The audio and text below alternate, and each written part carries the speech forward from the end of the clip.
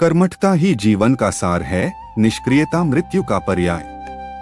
जो स्वप्न देखते हैं वे दिशा जानते हैं, पर जो कर्म करते हैं वे मंजिल पाते हैं। संकल्प की अग्नि में तपाओ अपने इरादों को, परिश्रम के सागर में डुबकी लगाओ अपने प्रयासों को। यह दुनिया उन्हीं की है जिनके हाथों में है कर्म की शक्ति, केवल कल्पनाओं में जीने वालों की नहीं, यह सत्य है शाश्वत।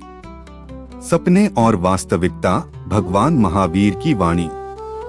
यह जगत कर्म क्षेत्र है जहाँ प्रत्येक जीव अपने कर्मों के अनुसार फल प्राप्त करता है। भगवान महावीर ने कहा है कि मनुष्य का वर्तमान और भविष्य उसके अपने हाथों में है।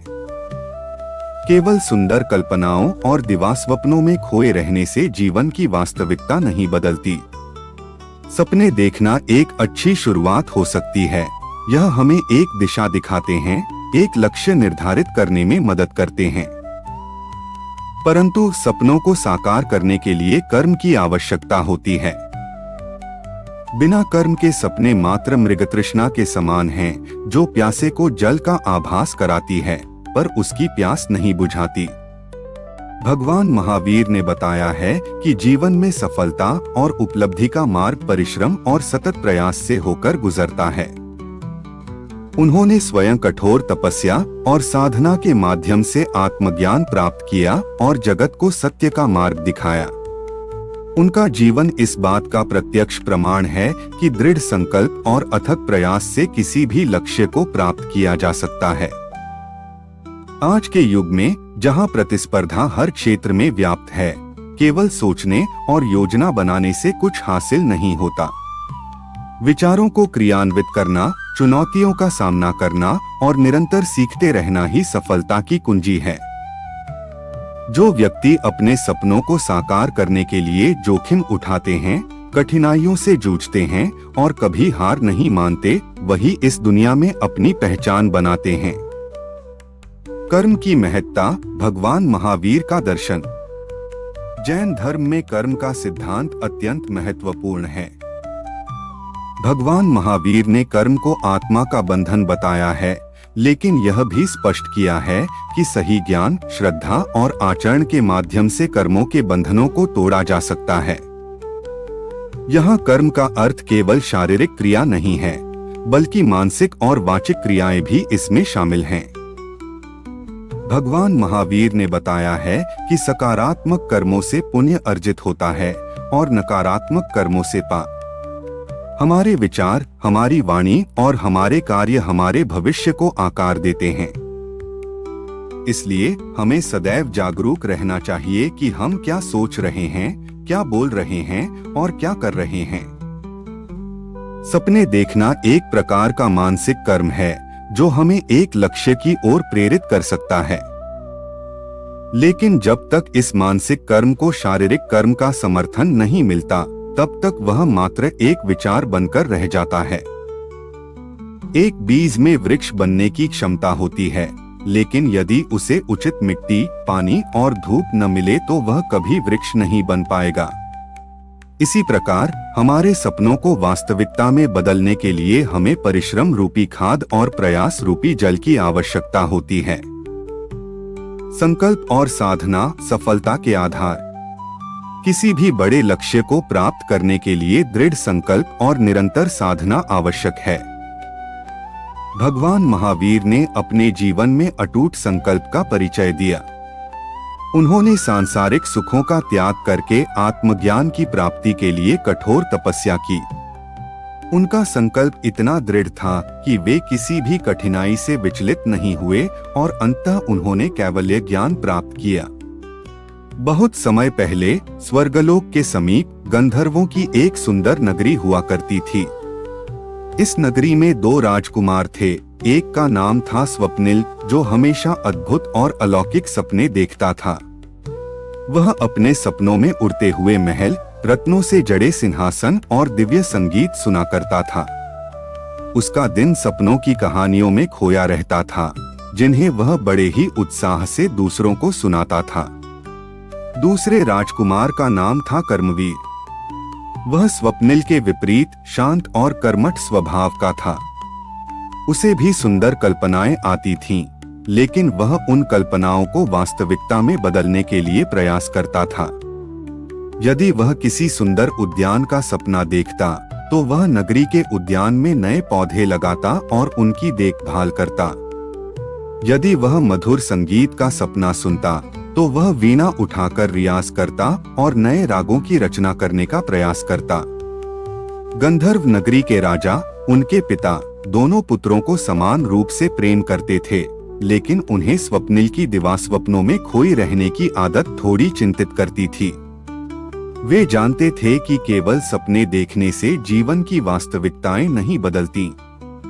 एक दिन राजा ने दोनों राजकुमारों को अपने पास बुलाया। उन्होंने कहा, हे मेरे प्रिय पुत्रों, मैं तुम्हें एक महत्वपूर्ण कार्य सौंपना चाहता हूँ। स्वर्गलोक के शिखर पर एक दिव्य पुष्प खिलता है, जो अपनी सुंदरता और सुगंध के लिए पूरे ब्रह्मांड में अद्वितीय है। मैं चाहता हूँ कि तुम दोनों में से कोई एक उस पुष्प को यहाँ लाए।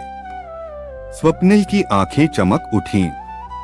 उसने तुरंत एक सुंदर रथ का सपना देखा, जो उसे पलक झपकते ही स्वर्गलोक पहुँचा देगा। उसने अपने पिता से कहा, पिताजी, मैं अभी जाता हूँ और उस दिव्य पुष्प को ले आता हूँ। मेरे सपनों में मैंने उस पुष्प तक पहुँचने का मार्ग और उसे प्राप्त करने की विधि पहले ही देख ली है। कर्मवीर ने शांत भाव से कहा, पिताजी, मैं प्रयास करूंगा कि उस दिव्य पुष्प को यहाँ ला सकूं। मुझे स्वर्गलोक का मार्ग ज्ञात नहीं है और न ही मैंने पहले कभी उस पुष्प को देखा है, लेकिन मैं अपनी पूरी शक्ति और बुद्धि से इसे प्राप्त करने का प्रयत्न करूंगा। स्वप्निल अपने सपनों के रथ के इंतजार में महल के प्रांगण में बैठा रहा। उसने आंखें बंद करके उस स्वर्णिम रथ की कल्पना की, जिसके सारथी दिव्य गंधर्व होंगे और जो उसे बादलों के ऊपर से ले जाएगा। वह घंटों तक इसी कल्पना में खोया रहा, लेकिन कोई रथ नहीं आया। उधर कर्मवीर ने स्वर्गलोक के मार्ग के बारे में जानकारी एकत्र करना शुरू कर दिया। उसने वृद्ध गंधर्वों से बात की, प्राचीन ग्रंथों का अध्ययन किया और उन यात्रियों से मिला जो कभी स्वर्गलोक के पास गए थे। उसे पता चला कि स्वर्गलोक तक पहुंचने का मार्ग बहुत कठिन है, जिसमें घने वन, ऊंचे पर्वत और भयानक नदियां पड़ती हैं। बिना किसी देर के कर्मवीर ने अपनी यात्रा शुरू की। उसने मजबूत वस्त्र पहने, आवश्यक सामग्री ली और एक दृढ़ संकल्प के साथ आगे बढ़ा। रास्ते में उसे अनेक कठिनाइयों का सामना करना पड़ा। घने वनों में उसने जंगली जानवरों से मुकाबला किया, ऊंचे पर्वतों पर वह थका और घायल हुआ और भयानक नदियों को उसने अपनी हिम्मत और कौशल से पार किया। हर मुश्किल पल में वह उस दिव्य पुष्प की कल्पना करता रहा, जो उसे अपनी मंजिल तक पहुंचने की प्रेरणा देता था। कई दिनों और रातों की कठिन यात्रा के बाद कर्मवीर अंततः स्वर्गलोक के शिखर पर पहुंचा। वहां उसने उस अद्भुत दिव्य पुष्प को खिलते हुए देखा, जिसकी सुंदरता और सुगंध सचमुच अद्वितीय थी। उसने सावधानी से उस पुष्प को तोड़ा और उसे अपनी यात्रा के लिए सुरक्षित रखा। जब कर्मवीर उस दिव्य पुष्प को लेकर गंधर्व नगरी लौटा, तो सभी उसे देखकर आश्चर्यचकित रह गए। राजा बहुत प्रसन्न हुए और उन्होंने कर्मवीर को गले लगाया। स्वप्निल अभी भी अपने सपनों के रथ के इंतजार में था और जब उसने कर्मवीर के हाथों में उस दिव्य पुष्प को देखा, तो उसे वास्तविकता का एहसास हुआ। उस दिन स्वप्निल ने समझा कि केवल सपने देखने से कुछ हासिल नहीं होता। सपनों को साकार करने के लिए कर्म करना पड़ता है, कठिनाइयों का सामना करना पड़ता है और लगातार प्रयास करते रहना पड़ता है। उसने कर्मवीर से प्रेरणा ली और अपने जीवन में कर्मठता को महत्व देना शुरू कर दिया। राजा ने अपने दोनों पुत्रों को पास बिठाकर कहा, देखो मेरे पुत्रों, सपने देखना अच्छी बात है, यह हमें एक दिशा दिखाते हैं। लेकिन यह दुनिया उन लोगों की है जो अपने सपनों को पूरा करने के लिए कर्म करते हैं। कर्मवीर ने अपने संकल्प और परिश्रम से वह दुर्लभ पुष्प प्राप्त किया, जबकि स्वप्निल केवल कल्पनाओं में खोया रहा।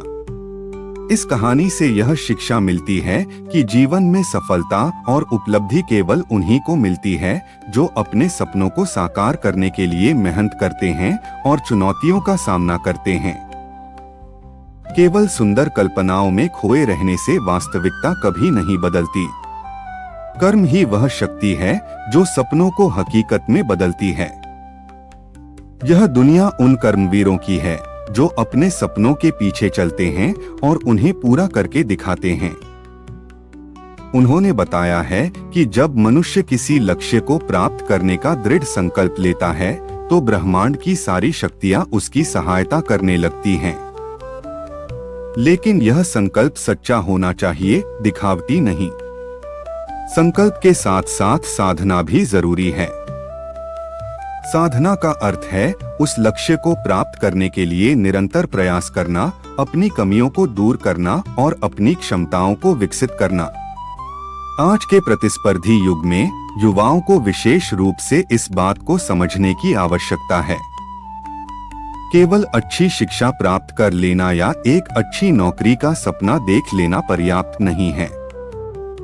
उस सपने को साकार करने के लिए कड़ी मेहनत करनी पड़ती है, नए कौशल सीखने पड़ते हैं और लगातार अपने आप को बेहतर बनाने का प्रयास करना पड़ता है। विघ्नों से न डरें, आगे बढ़ते रहें। जीवन में सफलता का मार्ग कभी भी सीधा और आसान नहीं होता। इस मार्ग पर अनेक बाधाएं और चुनौतियां आती हैं। कई बार ऐसा लगता है कि हमारे प्रयास विफल हो रहे हैं और हमें हार मान लेनी चाहिए। लेकिन भगवान महावीर ने हमें सिखाया है कि हमें विघ्नों से डरना नहीं चाहिए, बल्कि उनका सामना करना चाहिए। उन्होंने बताया है कि कठिनाइयां हमें मजबूत बनाती हैं और हमारी क्षमताओं का विकास करती हैं। जिस प्रकार आग में तपकर सोना और भी खरा हो जाता है, उसी प्रकार जीवन की चुनौतियों का सामना करके मनुष्य और भी अधिक सक्षम और अनुभवी बनता है। इसलिए जब भी आपको लगे कि आपके सपने आपसे दूर होते जा रहे हैं, तो निराश न हो। अपनी गलतियों से सीखें, अपनी रणनीति में बदलाव करें और नए उत्साह के साथ फिर से प्रयास करें। याद रखें, असफलता सफलता की पहली सीढ़ी है। कर्मयोग जीवन का सच्चा मार्ग। भगवान महावीर ने कर्मयोग के महत्व को भी समझाया है। कर्मयोग का अर्थ है फल की इच्छा किए बिना कर्तव्य का पालन करना। जब हम निस्वार्थ भाव से अपने कर्म करते हैं, तो हम न केवल अपने लक्ष्यों को प्राप्त करते हैं, बल्कि आत्मिक शांति भी प्राप्त करते हैं। उन्होंने बताया है कि हमें अपने कर्मों के प्रति समर्पित रहना चाहिए, चाहे परिणाम कुछ भी हो।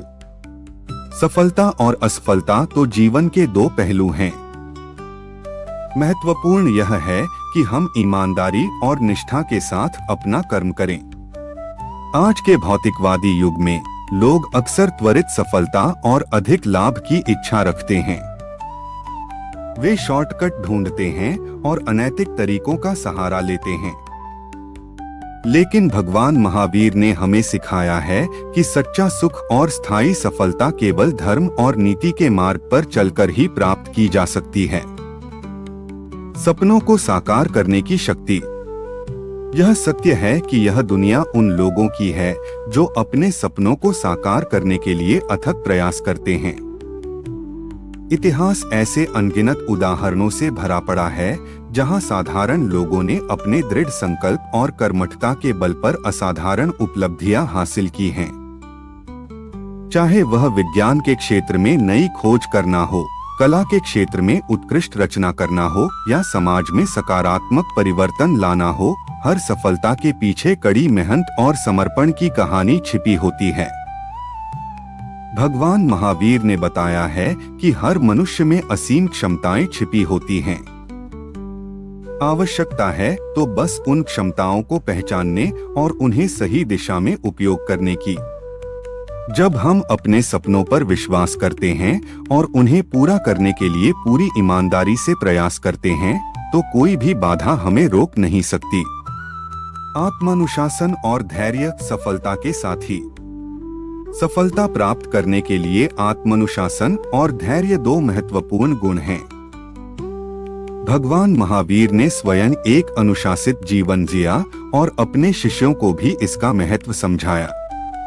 आत्मानुशासन का अर्थ है अपनी इंद्रियों और मन को नियंत्रित करना, अपने लक्ष्यों के प्रति दृढ़ रहना और अनावश्यक डिस्ट्रैक्शंस से बचना। धैर्य का अर्थ है विपरीत परिस्थितियों में भी शांत और स्थिर रहना। कई बार ऐसा होता है कि हमें तुरंत परिणाम नहीं मिलते और हम निराश हो जाते हैं, लेकिन धैर्य हमें हार न मानने और लगातार प्रयास करते रहने की शक्ति देता है।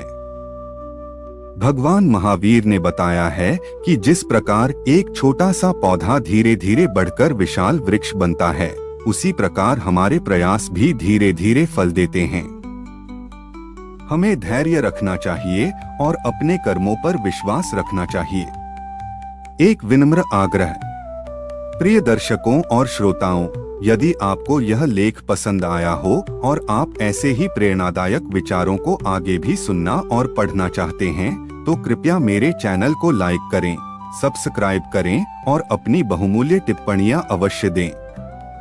आपकी प्रतिक्रिया हमें और बेहतर कार्य करने के लिए प्रेरित करती है।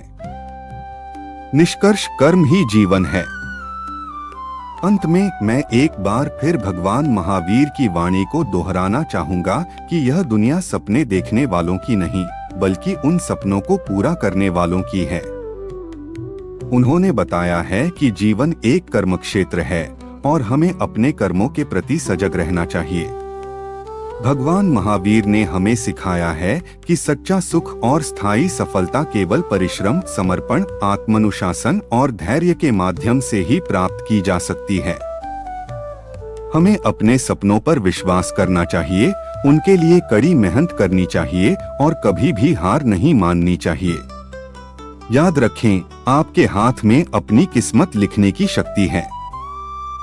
उठो, जागो और अपने सपनों को साकार करने के लिए कर्म के मार्ग पर आगे बढ़ो। यही जीवन का सच्चा सार है। नमस्कार। कल फिर मिलेंगे एक नए विषय के साथ। तब तक के लिए विदा लेते हैं।